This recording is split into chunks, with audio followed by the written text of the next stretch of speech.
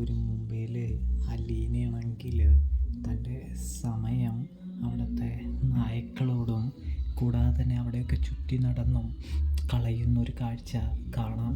അതായത് അലീനയ്ക്ക് അവിടെ ചെയ്യാനായിട്ട് പ്രത്യേകിച്ച് ഒരു ജോലിയും കാര്യങ്ങളോ ഒന്നും തന്നെ ഇല്ല.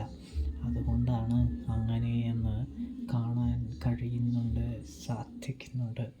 തുടർന്ന് നമ്മുടെ ബാലചന്ദ്രൻ അലീനയെ വിളിക്കുന്നുണ്ട്. അലീന സംസാരിക്കുന്നുണ്ട്.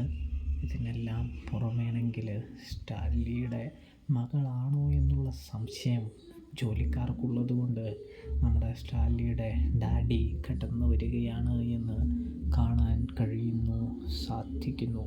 വലിയ പ്രശ്നമുണ്ടാക്കാൻ തന്നെയാണ് ഒരുങ്ങി വരുന്നതെന്ന് കാണാം. പക്ഷേ അലീനയെ കാണുമ്പോൾ എലി പോലെ നിന്ന ആൾ പുലി പോലെ പതുങ്ങുന്നൊരു കാഴ്ച കാണാൻ കഴിയും.